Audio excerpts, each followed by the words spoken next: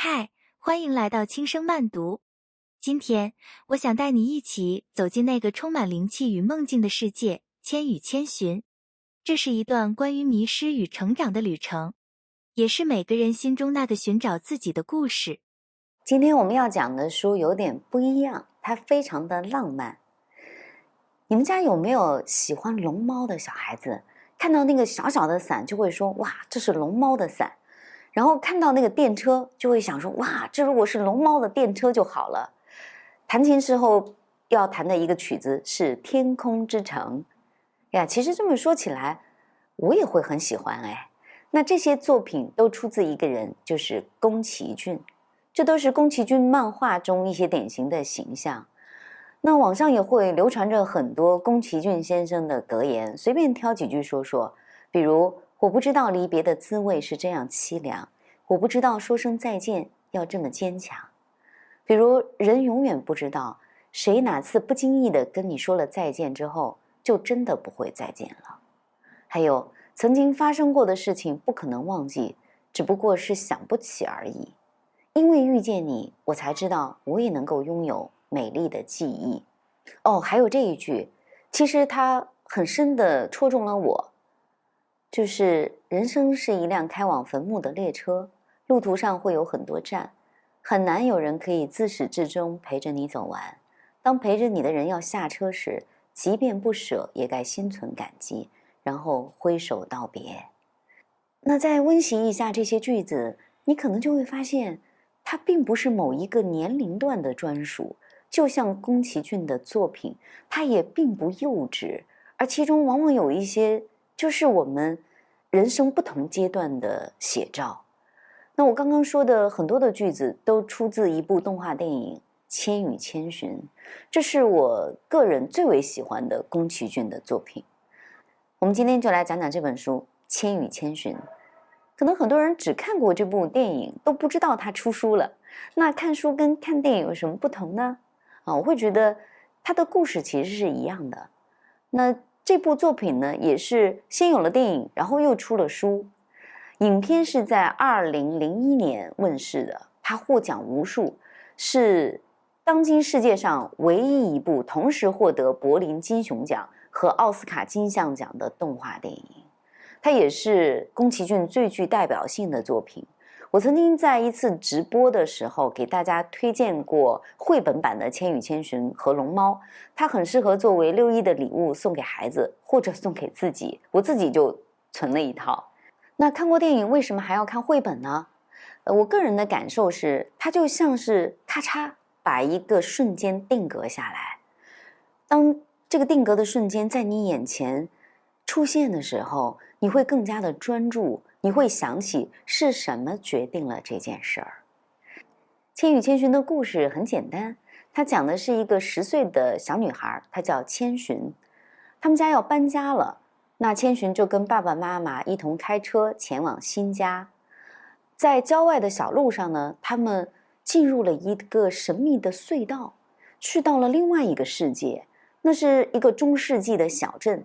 在这个小镇里有花花绿绿的屋寺和琳琅满目的美食，那千寻的父母就经不住美食的诱惑，未经允许就趴在大桌子上大吃特吃，最后遭到了惩罚，变成了2头猪。而千寻呢，也差一点就要变成一个透明人。那在这个世界里，如果不工作不吃这里的食物，人就会消失。所以为了拯救父母，也为了让自己不消失，那千寻就找到了汤屋的主人魔女汤婆婆，想要寻求一份工作。所以你看，这是一个职场的故事哈。那汤婆婆呢，就像一个非常厉害的大 boss， 她是这个怪异世界的主宰，她执掌着所有人的命运，有着绝对的话语权。在千寻的坚持下，汤婆婆给了她一份工作，但是作为代价，汤婆婆拿掉了千寻的名字，从此荻野千寻变成了小千。这里面有非常深的寓意，我们等一下给大家讲。那就在这个光怪陆离的世界里，小千遇到了很多很多各种各样的人，比如说贪婪的汤婆婆，一个非常胖的巨婴，外表冷漠但内心温暖的锅炉爷爷，勇敢的少年白龙，还有看起来很沉默孤独的无脸男。就在跟他们相处的过程中，千寻不断的成长，他差一点忘记了自己原来的姓名，是白龙偷偷把他在真实世界里的衣服送给他。小千在衣服里找到了一张卡片，那是同学送给他的，卡片上赫然写着他真实的名字千寻。这样小千才会想起来，哦，原来我是千寻呀，我是这样一个人。你看，我们就理解了《千与千寻》这部影片和这本书的名字。那为什么会出现这个设定呢？因为魔女汤婆婆通过拿掉名字的方式控制别人。在这个世界，一旦人忘记了自己的名字，就再也找不到回家的路了。所以千寻把自己的名字深深地刻在心里，在充满着欲望和贪婪的汤屋里，做着最脏最累的工作。为了自己珍视的人，千寻踏上了他在奇妙世界的冒险之旅。在面对很多困难和危险的时刻，他必须一次一次做出选择。那最终，千寻从一个胆小的迷茫的女孩成长为一个勇敢坚韧的少女，又凭借着自己的善良、纯真和坚韧，最终回到了现实世界。那我梳理完这个故事，你有没有发现千与千寻和我们之前讲过的小王子一样，它是有关成长的。那小王子的主题是什么呢？独一无二的人，重要的东西是用眼睛看不见的。那千与千寻的主题是什么呢？叫爱和勇气。为什么会创造出这样一个故事？宫崎骏导演有一次在接受采访的时候说，千与千寻是为5个小朋友创作的。所以我今天讲这本书啊，我特别希望书友们可以跟家里的孩子一起来听。因为宫崎骏也有一个女儿，她在10岁的时候常常跟5个小朋友一起玩。那每一年的夏天，他们都会到宫崎骏家里山边的小屋里来做客，来玩耍。所以宫崎骏就观察他们，就在想说，哎呀，我制作过不少跟小孩有关的电影，但没有一部是为10岁的女孩做的，我应该为他们干点什么。你看，这个就是典型的爸爸和妈妈的心理哈，就是有了孩子，我总要为他们做点什么，我希望这个世界变得更好。所以宫崎骏就创作了《千与千寻》，他叙述了千寻的那些生活的小片段，讲述一个孩子在面对困难的时候，怎么样逐渐释放自己的潜能，克服困境。这就是宫崎骏要跟他的孩子一起来学习的。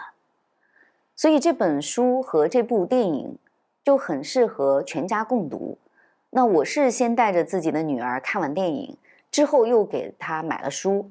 那我的女儿就会反复的看《千与千寻》，包括其中很多的情节和要素，她看了，她喜欢，可是她没看懂，她觉得好难理解，然后就会说：“你给我讲讲吧。”所以这件事很好玩，就因为它有很多小小的谜团，你就会津津有味的看下去，会发现其中有很多的话题可以一次一次的解读，说哎呀，原来还可以这样想。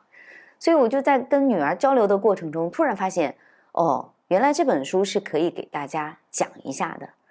所以今天我为大家来讲《千与千寻》，就是想跟大家分享一下我在一次一次的阅读和看这部影片之后那些小小的发现。咱们先来说说书名，《千与千寻》是中文的译名，那么日文的全名叫做《千与千寻的神隐》，神仙的神，隐士的隐。这个词呢是日本动画中经常出现的词，它的意思是被神明藏起来。为什么会有这种说法呢？在日本比较早的时候啊，遇到女孩子或者是小孩子无缘无故的失踪，找不到的状况，那民间就用神隐这个词来解释。最后大家就认账了，说这是一个无法解决的事件，好像是命运和神明的安排。那这个文化呀，其实和道教的洞天福地是一脉同源的，就有点像陶渊明《桃花源记》里面写的，就是一个人突然发现了一个地方，他就进去了，然后等他再出来的时候，已经找不到那个地方在哪里了。唐宋传奇里面尤其多这样的情节，比如说一个人进山去砍柴，然后看到有人在下棋，他就在那里看了一会儿，发现自己的斧头那个木头的柄都已经腐烂了，就理解了山中才一日，世上已千年。所以这说明了什么呢？它就像是一个平行世界，有一些东西是我们目前的理解，我们目前的认知还是无法解释的。那在这个时候，人们还是要相信有很多的奥秘值得我们去探索，不要丧失自己的好奇心。所以日本就给了这种文化心理一个定义，叫做神隐文化。那我们回过头来说说《千与千寻》这个故事，它其实被分为3个部分。第一个叫误入神隐，迷路了，突然走到了一个完全不同的世界中。第二个叫做签约工作和职场升职记。第3个叫做逃离神隐，就是回复到自己的日常生活中，回复到自己这个人里面，知道了自己是谁。我们来说说这3个部分啊。首先，误入神隐。影片一开始，爸爸妈妈带着女儿千寻去乡下的房子居住，他们开的车是一个德系的4驱奥迪。那你就可以知道，这一家呢是日本的中产，条件还不错。那千寻的妈妈呢，也是一个现代母亲的形象，她画着漂亮的妆容，戴着那种布灵布灵的耳环，一看是一个很注重自己生活品质的人，而且可能个性是比较张扬的。那这一家人在路途中呢，其实不怎么说话，也不怎么交流，就是关系还是有一点点疏离的。那由于爸爸开车迷路，无意之中他们闯入了神明的世界。这其实啊，就是全家失踪，或者全家迷失了。那在电影中给了路边的景色一个特写。那我们在书里也能看到这一幕啊，一棵枝叶浓密的大树，然后它的跟前靠着一个类似于门框的东西，那树下呢就布满了小房子。这个门框在日本被称为鸟居，小房子呢被称作石祠。在日本文化中，鸟居是非常特别的，它是神界和人界的分界线。也就是说，只要看到鸟居的出现，你就知道这里是有禁忌的，跨过这里就是人界通往神界的门。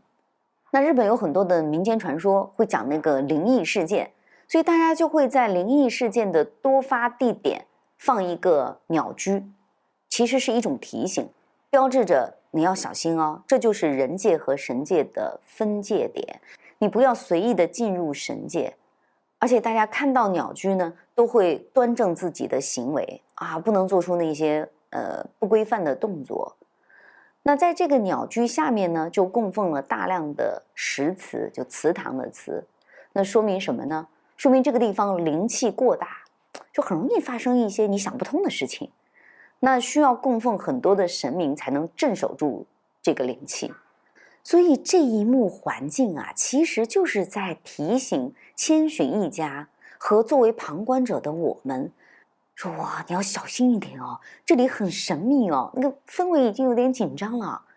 可是当你看不懂提示的时候，你会无知者无畏嘛？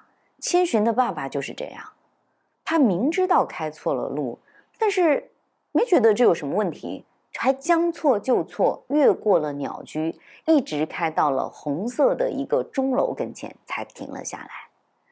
这个红色钟楼的招牌上字迹清晰可见，写着汤屋。对，接下来所有的这个故事核心发生地就在汤屋。可是千寻一家到了这里，也并没有意识到这已经是另外一个世界的存在了。他们穿越了一条干涸的小河流，然后来到了汤屋脚下的商业街。这条河流看起来是干涸的，但这只是在白天，它会处于这种状态。到了晚上呢，里面的水就会涨起来，所以这并不是一条普通的河。那河流旁边呢，当然也不是一条普通的商业街。可是千寻的父母并没有意识到，他们来到这里，发现这儿有很多的美食，然后立即就觉得饿了，嘴馋，但是没有看见店老板，就会想当然的认为店老板只是暂时出去了。那千寻的爸爸妈妈就自作主张坐下来，开始狂吃这些美食，这是成年人的选择。可是大家注意看，千寻就跟爸爸妈妈不一样，小孩子往往是非常灵敏的，他没理由的感受到了害怕，感受到了紧张，他就拉着爸爸妈妈劝他们走。可是父母反而跟他说，哎呀，没有关系啦，坐下来吃一点吧。那千寻不敢，结果他最担心的事情发生了。到了夜晚，一切都不一样了，爸爸妈妈被变成了一头猪，是真的猪哦。那后来汤婆婆告诉千寻，这就是他们私自吃为神明准备的食物，所以才导致了惩罚。那就是到了这个时候，我们才了解汤屋这个地方有一套自己的模式。白天商业街的经营者们处于隐身的状态，他们准备了很多的饭食，其实是要供奉神明的。到了晚上呢，这里才会人声鼎沸，所有的隐身人突然之间都出现了，来迎接神明的客人。而这些神明呢，他们白天要出去工作，到了晚上，那条河涨起水来，这就是神隐之河。他们乘坐豪华游轮来到这条商业街，享受美食的供奉，然后再到汤屋里面去泡澡。所以这个汤屋里面就会有各种来路的神明，在这里大家享受一切，也有人世间的欢愉，还有美食。那汤屋里的食材从哪里来呢？这个非常残酷，就是那些误入神隐世界的人，比如千寻的爸爸妈妈，他们会被变成各种各样的动物，然后长得胖胖的，被宰杀，成为神明的盘中餐。千寻的父母就被变成了猪。那千寻当然不能看着自己的父母被作为一头猪被吃掉呀。为了拯救父母，千寻必须在汤屋中找到一份谋生的工作。就这样，他开启了一个人的冒险。这场冒险的第一个关键词我们听懂了，叫迷失，对吧？就是大家丢失了自己的身份，在现实中不知道自己是谁了，被周围的环境所左右。所以这么一想，就会发现《千与千寻》也是一部跟中年人的危机息息相关的电影。那这个电影上映的时间是2001年，所以可以推断10岁的千寻是出生于1991年。这一代人很特别，他被称为日本的宽松时代。大时代造就了新一代和父母之间的差异，我们往往有一个词来形容，叫做代沟。那表现在生活的细节上，比如面对无穷无尽的美食和古怪的环境，千寻就保持着对陌生之物的警惕，所以他没有吃东西，那他的身体就会渐渐变透明，而不是变成一头猪。但千寻的父亲就认为，哎呀，这个古怪的地方没什么了不起的，只是一个主题公园的残骸。这是日本金融大危机的遗物啊。父亲提到的这个金融大危机是很明确的历史事件。在20世纪60到70年代，日本经济在美国强势的扶持下，经历了一个最为繁盛的黄金时期，积累了大量的贸易顺差，主要是对美国的顺差。所以日本就开始拿着钱到全世界去买，比如买最贵的画，买最贵的酒。所以那个时候日本的购买力在全球都显得非常的彪悍。可是到了80年代后，日本跟美国间的双边贸易摩擦加剧，白宫开始加大对日本的经济制裁。到了1985年，5国集团签订了一个广场协议。当年吹嘘要买下全世界的日本，经济从巅峰一下子暴跌到幻灭，这就是平成大萧条。直到21世纪初才有一点点回温的迹象。那在这段时间，那日本的社会中就出现了不少像千寻父母那样的人。宫崎骏用了一个寓意，就是他们本来是人，最后竟然变成了猪，身心都会被那种贪婪所控制，他们就是不断的享乐，不断的吃，然后根本不观察周围的环境，也不想明天，再也无法变回人类。那在电影中，千寻父母所吃掉的那些美食，实际上就是人性贪婪欲望的代名词。在空无一人的美食界，发现了一堆无人看守的美食。这个时候，中年人还在怀念一掷千金的时代，就像《了不起的盖茨比》里面的那种繁华，那种空虚。父亲认为钱是可以买到一切想要的东西，他说不管是信用卡或现金，我都有。人心中的贪婪一旦被诱惑出来，就会让迷茫的人跌入一个又一个的圈套，变成所谓的韭菜。那在现实生活中，人们也是这样啊，面对各种各样的诱惑，就会不知不觉间朝它走，然后跌入一个圈套，等到后悔的时候，已经付出了代价。那千寻的父母难道是只吃了一口食物就变成了猪吗？不是，他是在一口一口的诱惑中，一点一点的堕落的。而他们的女儿千寻在汤屋里面打工，想要把他们救出来，实际上也是一个现实的投射，就是下一代的人为上一代制造的苦果是一定要还债的。所以当一个人说我哪管死后洪水滔天，那其实是非常不负责任的说法。每一代人的所作所为都会引发后果，这个后果不会消失的，他要你的后辈来承担。所以我现在常常听到一些做父母的就抱怨说，哎呀，这些孩子们现在一点也不像我们年轻的时候，他们怎么没有斗志，还不肯努力。但我实际上很理解，我觉得这一代年轻人其实是非常难的，他们的机会并没有那么多，他们要面临的是一个更加残酷的竞争。所以宫崎骏就在这部作品里面其实已经讲到了这一点。所以他创造了小千啊，那他为什么要写千寻这样的一个女孩呢？宫崎骏把千寻设定为一个非常普通的女孩子，她不像哈利波特可以进入魔法学院去学习，起点就跟别人不一样，拥有神奇的法力，而且小千没有任何美貌或者是特殊才能，她还只有10岁。我觉得这恰恰是一个特别重要的事儿。在千寻成长的年代，恰好是长期的经济萧条之后带来了各种各样的局限，那年轻人会非常迷茫、不安定，觉得沮丧。那一开始千寻就是这样的一种精神状态啊，他坐在车上扎着一个马尾辫，穿着条纹衫和短裤，就无精打采地躺着，就显得丧丧的。因为不得不搬家，他觉得闷闷不乐，其实就是他不愿意改变。然后车子经过漆黑的隧道的时候，千寻会有点害怕，他紧紧抓住妈妈的胳膊，不安地往妈妈身边靠。你就能看出这是一个胆小的女孩子，她非常的真实，抵触现实，常常有不安全感。可是当千寻发现自己的父母变成了猪，他必须找到一份工作，才能在汤屋里生存下来，才能够改变自己的命运。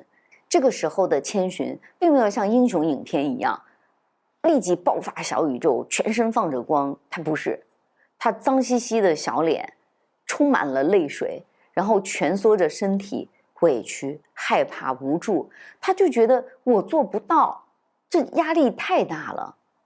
这也非常的真实哈。那再往后看，千寻遇到了白龙，遇到了锅炉爷爷，遇到了好多人，在他们的指点下，他努力的打工，擦地板他擦得最慢，拧抹布他使出吃奶的劲儿也拧不干，清洗浴室不断的摔跤。这是一个在家里面娇生惯养的女孩子，干起活来笨手笨脚，她不太适应打工人的生活。会发现跟我们很多生命的历程很相像啊，很多事儿刚开始就是这么难呀，就是走投无路啊。那这趟冒险之旅的第二个关键词就是工作。千寻必须获得一份工作，才能不被魔法变成别的东西。所以，这个故事几乎是一代一代年轻人的职场预言。你只有能力越强，你才不会被别的东西左右。现实是非常骨感的，靠着领高额养老金生活的父亲已经变成了一头猪。现在瘦小的女儿必须扛起所有的重担，遵守社会的规则，从零学习，拼命的工作来换取作为人的尊严。而在一个危险的陌生世界里面，没有人因为千寻是一个10岁的小女孩就给她特别的优待。连她的救命恩人白龙也说，要想在这里生存下去，只有这一条路。什么路呢？就是不断的变强啊。那在这个世界里面，法力最强的人是谁呢？就是拥有那个最核心竞争力的是谁呢？汤婆婆。她管控着整个浴场，她就是一个不折不扣的 CEO 啊。住在顶层的阁楼里，汤婆婆每天的工作就是和助理一起起飞，到外面去巡视自己的领地啊，空中飞人。这个汤屋里所有的人都是她的下属，她的办公室富丽堂皇，非常的奢华。汤婆婆出现的时候，皱纹特别多，一脸凶相，但满身的金银珠宝，就是穿 Prada 的女魔头。那千寻就在阁楼上接受了汤婆婆的面试。他要找工作嘛，可这个面试体验非常的糟糕，因为千寻没说几句话就被汤婆婆彻底的否定了。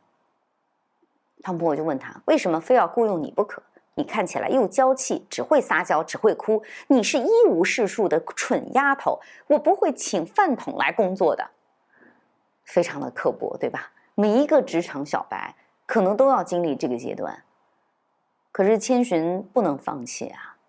他必须要把他的爸爸妈妈救出来，这是他生命中最重要的人，所以他还是拿到了汤屋大厂的 offer， 签订了劳动合同，然后他就成为了流水线上的一个螺丝钉。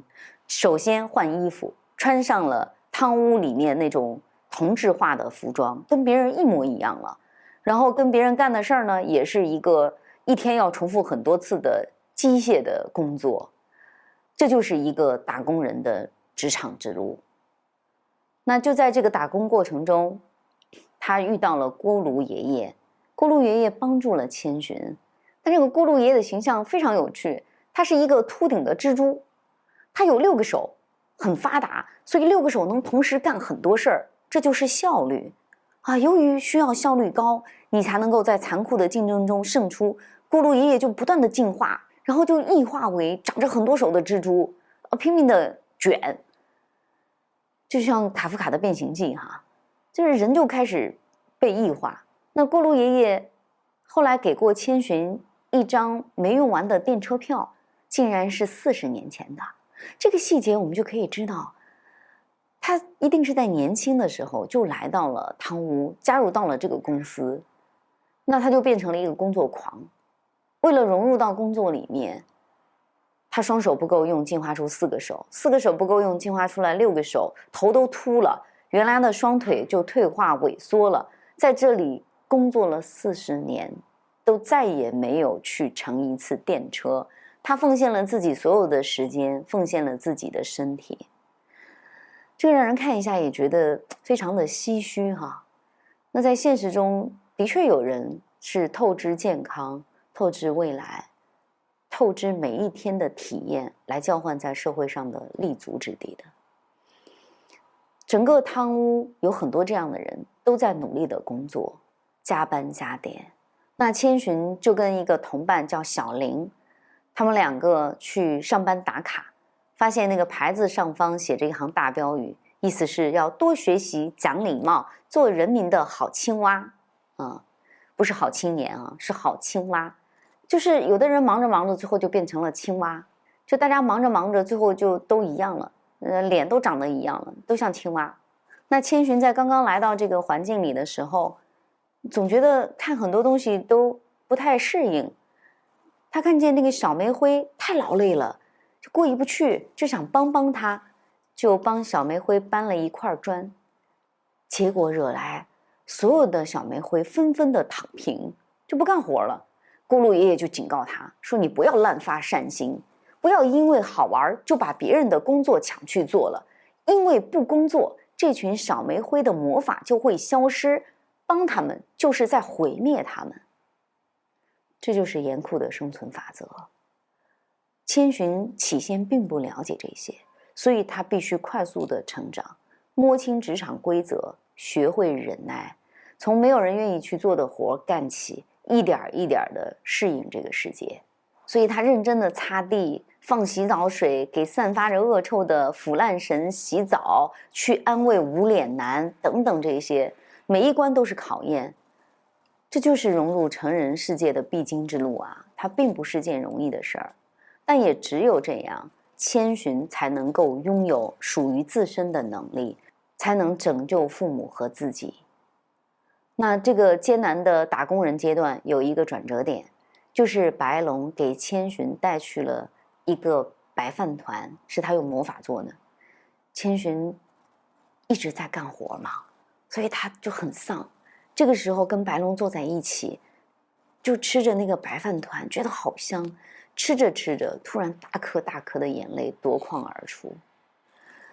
我们还是有小小的需要安慰的瞬间。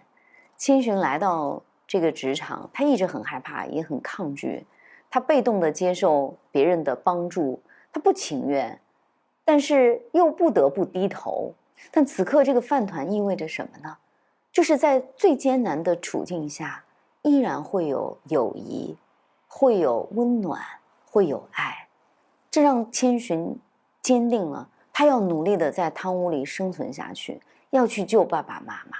所以看到这里，我们会发现千寻这个设定太对了嘛。他没有神奇的法力，也没有拥有尊贵的身份，但他就像现实中的每个普通女孩子一样，她平凡，但依然可以独一无二。那汤婆婆有一个双胞胎姐妹，叫做钱婆婆。这两个人啊，长得一模一样，但是性格完全不同。汤婆婆贪婪，但钱婆婆就慈悲。她其实也像一个人的一体两面，就是我们也会有控制不住自己暗黑的那一面爆发，那也会有温暖的帮助别人的那个善意萌动。那钱婆婆就告诉千寻，这个世界有一个生存法则。这个生存法则是什么呢？说你的父母也好，你的男朋友也罢，只能靠你自己去救，这就是世界的规则。所以做自己是很重要的一件事儿。那为了救父母，为了救白龙，千寻就克服了恐惧，不顾一切地踏上了未知世界。那让一个人成长的动力是什么呢？是爱和温暖呀。所以作为迷失一代的缩影，千寻的身上是承载了宫崎骏对日本年轻人和日本未来的希望。那在这部作品中，白龙和千寻的感情是另外一条线索。白龙是千寻最重要的保护者和引领者。他的外表是一个12岁左右的少年，可是他常常化身为一条龙，有着白鳞片，长长的胡须。那白龙原本是琥珀川的河神，但是河流在新建大楼的时候被填平了，包括很多河流都被污染了，所以白龙就无家可归。他来到了汤屋，成为了汤婆婆的弟子。那在这个过程中，白龙也失去了自己的名字，所以他就被汤婆婆控制嘛。那白龙在遇到千寻的时候就提醒他说，你一定要保管好自己的名字。我就是无论怎样也无法想起自己的名字，但很奇怪，我还记得你的名字。你看，名字又出现了。那名字究竟代表着什么呢？一个人的名字就是他的初心。我们常常说到这个词，叫不忘初心。生活中有那么多的诱惑，它就像汤婆婆所操纵的这个汤屋，眼花缭乱，充满了这个纵欲的享受。我们身处其中，往往就会忘记了自己的初心。不知道为什么我要做这件事儿，只是因为这件事儿可能会赚钱，或者别人告诉你这么做是有用的，大家都是这么做的，所以就忘记了自己喜欢什么，忘记了自己擅长什么，忘记了自己的名字，一路就被环境改变着，再也回不去了，找不到最初的那个自己，偏离了航线。所以在作品中，白龙虽然惩恶扬善，他能力很大，可是他迷恋魔法，他就因为这种虚荣心，想要不断的变强，那这就是他的弱点，被汤婆婆控制。那白龙为汤婆婆做了很多的坏事儿，最后活成了自己最讨厌的样子。而且为了彻底的操纵白龙，汤婆婆就在白龙的体内秘密的植入了一条寄生虫。那是一个很恶心的黑乎乎的虫子，而且看起来很狡猾，这样白龙就无法脱离它，一直成为他得力的高管。那汤婆婆利用白龙偷竞争对手钱婆婆的魔女之印，等到这个印偷来了，白龙遍体鳞伤，汤婆婆看着他奄奄一息，就榨干了他的最后一滴价值，就非常随意地抛弃了白龙。是在这个时候，千寻不顾一切的要去保护白龙。那也正是因为千寻的出现，会让白龙渐渐的找回了自己，并且唤醒了自己的记忆。那在作品的最后，千寻趴在白龙的后背，飞翔在空中。他猛然想起了好多年前发生的一件事儿。那时候千寻还很小，有一次他的鞋子掉到了一条叫琥珀川的河里，然后他为了捡鞋子，他也失足掉到了水中。在这个时候，是琥珀川的河神救了他，而白龙就是那个善良的河神。千寻突然想到这些，就告诉了白龙，说：哇，我记起你了。那白龙就在这个故事中忽然想起了自己的名字，叫做正早见琥珀主。白龙当时喜极而泣，当他说出这个名字的时候，那一幕看得我汗毛都要竖起来了。他就从那一条龙突然之间变身成为了一个少年。那一幕我当时只是觉得激动，并没有想得更多，一遍一遍看过才明白为什么会有那种热泪盈眶的感觉。就是在我们的生命中，还有什么比找到真实的自己更重要的事儿呢？所以白龙会喜极而泣，他会说忘了名字就回不去了，而此刻他知道了自己是谁，他知道了自己最重要的身份，他也知道了自己这一生的价值。那这是白龙的故事。在千寻的这场冒险中，第三个关键词是孤独，它牵扯到了一个非常独特的角色，叫做无脸男。无脸男全身是黑的，然后他的脸是白色，像是永远戴了一个面具，没有喜怒哀乐，没有表情。那在很多这个万圣节的游戏中，圣诞节的游戏中，大家会扮演这个角色，因为不需要表演嘛，只要穿上这个道具就感觉很像他了。那无脸男就像幽灵一样游走在这个世界里，他没有亲人，没有朋友，从来没有说过一句话，也没有人知道他的来历，所以他没有任何的存在感，他是非常孤独的。汤屋里面热闹非凡，人来人往，熙熙攘攘，可是无脸男却一直在外面游荡。那所有的人都看不起他，也不肯接纳他，不跟他交朋友，不让他进汤屋。只有千寻没有用世俗的眼光看待他，这就是赤子之心。那下雨那天，千寻看到无脸男站在雨中，担心他被雨淋湿了，就偷偷把他放进室内躲雨，这让无脸男感到了温暖，千寻就变成了他最喜欢的人。那无脸男就是现代都市生活中孤独症患者的化身，他没有办法融入集体，他经常一个人缩在自己的角落里，这也会让他感觉很不好，很惭愧，觉得好像在给别人添麻烦，觉得自己是一个废材。但是孤独是一个人无法扛住的事情，他的内心是极度渴望爱的。所以千寻对无脸男的关心就像一束光，点亮了他整个的世界，让无脸男感受到一些小小的不一样。所以他会一路悄悄地跟随着千寻，小心翼翼地讨好他。无脸男在汤屋里面变出很多的金子，这一下子让他成为很多人追捧的偶像。可是他只想讨好千寻，他就非常笨拙地把贵重的东西全部塞给千寻，但是千寻不要。那千寻需要一个药浴牌子，无脸男就帮他弄到了。千寻，你觉得你不要为我做那么多吧？然后无脸男又去偷了很多很多的药浴牌子给千寻。在这个残酷又奇异的世界里面，这是无脸男的单纯，他并不了解这个汤屋世界里面的规则，他只是觉得千寻需要什么我就给他什么。然后无脸男发现这里的每一个人都很喜欢金子，他就用魔法变出无数的金豆子，一下子整个汤屋都沸腾了，大家都来讨好他，都来围在他的身边，大家穿起漂亮的衣服为他高歌起舞，争先恐后的把美食献上去，尽心竭力的伺候他，为的是什么呢？是利益，就是分一颗金豆子。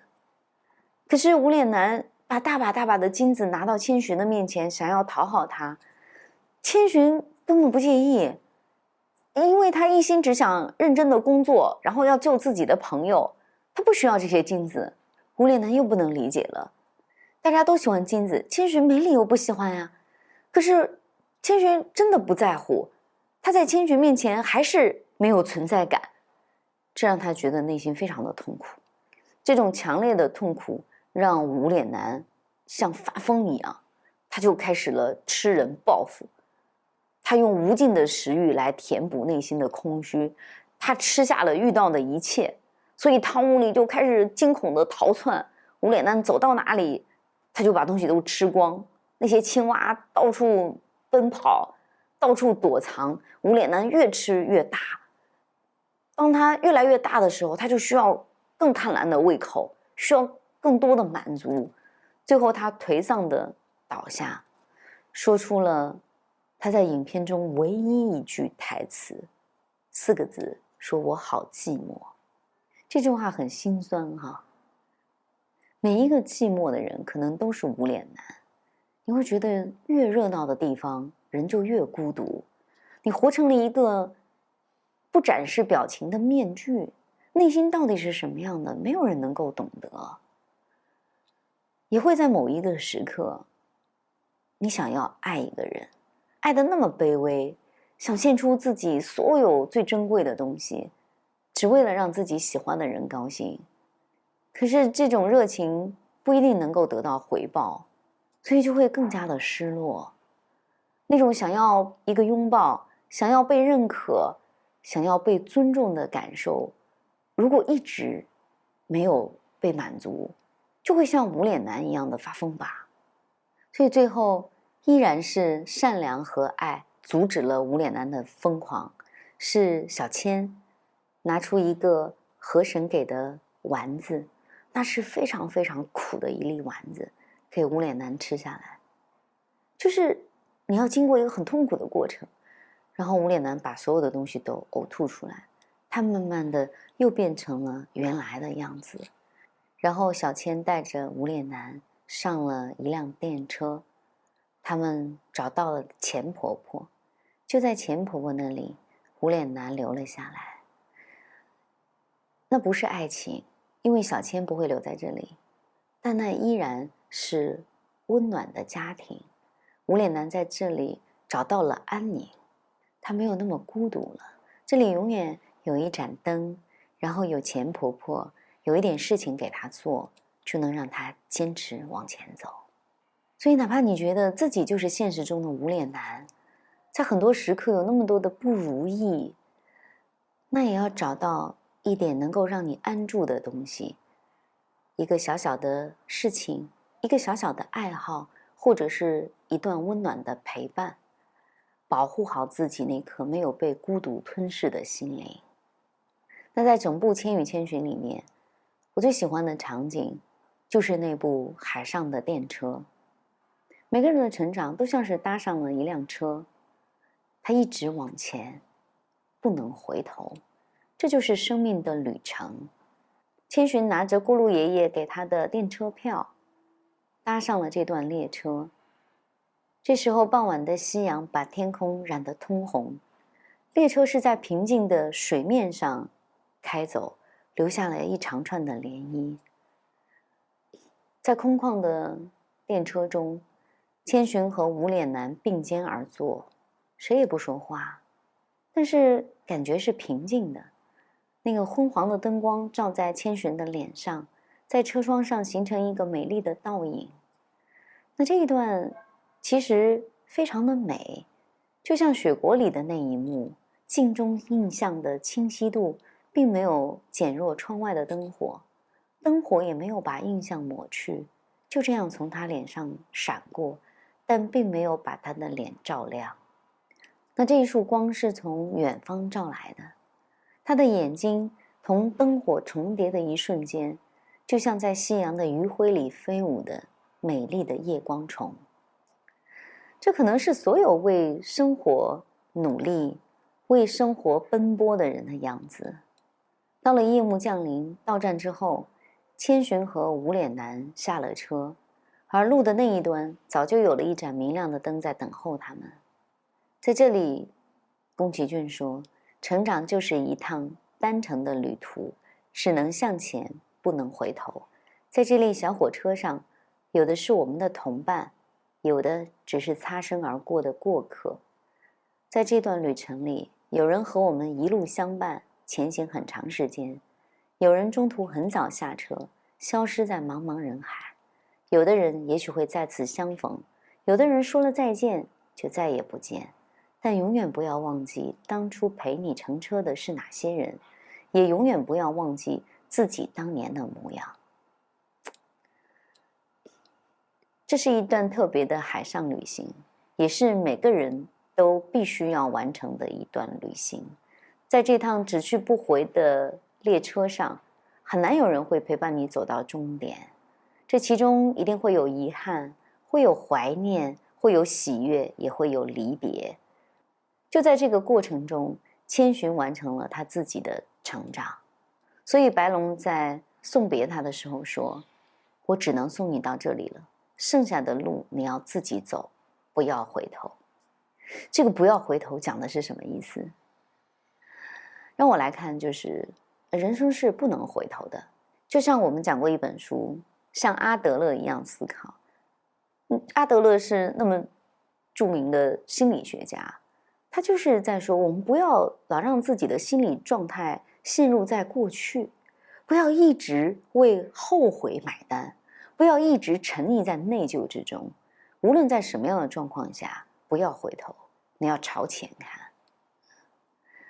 所以在这部电影里，宫崎骏也是在跟年轻人聊天，说现实社会就是在追求物质和欲望，这不可怕，但不要被名利所迷惑，不要被金钱财富所拖累。在人生的道路上，不要忘了自己为什么出发，这叫初心。也不要忘了来时的路，不要忘记自己的名字，不要忘记那些珍贵的记忆，不要忘记生命中重要的人和事。但不要回头，你要一直朝前走，直到渐行渐远。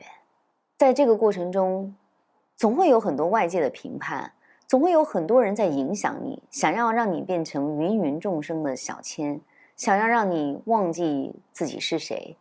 但是小千找到了自己的名字，他叫千寻，他始终要做自己，做世界上唯一一个荻野千寻。这就是千与千寻带给每一个人的鼓励。小千是汤婆婆给他起的名字，这意味着后天的教育，后天所形成的观念。而千寻呢，是他本来的名字，它就代表着每一个生命生下来就是充沛的，是本真的，有自己蓬勃的生命力，不要被外界轻易的影响和局限。所以每个人身上都是千与千寻的混合体。但是此时此刻，我们要被哪个名字主宰？是要做小千，还是要做千寻？那完全是你可以自己决定的。两个人加起来才是完整的一个人。所以生命就是一个不断的分裂，又不断的认识自我，回归原点的治愈之旅。那在最后呢，无脸男找到了自己的归宿，白龙找到了自己的名字，而千寻也找到了回家的路。他们都找到了自己的初心，也想起了为什么要出发。就像作品中所说的，不管前方的路有多苦，只要走的方向正确，不管多么崎岖不平，都比站在原地更接近幸福。这句话也分享给大家啊。宫崎骏相信说，千寻因为有着纯洁善良、毫无杂念的内心，所以才能够战胜种种磨难，获得了重生的能力。他可以自然而然地做到这些事情。那在故事的结尾，千寻救出了自己的父母，他们从猪又恢复了人的模样。可是他们一脸漠然，完全不记得这段经历。一家人走出隧道，千寻回头望向神界，她的发绳间闪过一丝光，那是钱婆婆给她的头绳。千寻重新回到了人间，那她还会记得汤屋的这段经历吗？关于这个问题是很多人都在问的。我找到了宫崎骏导演在一次采访中的回答。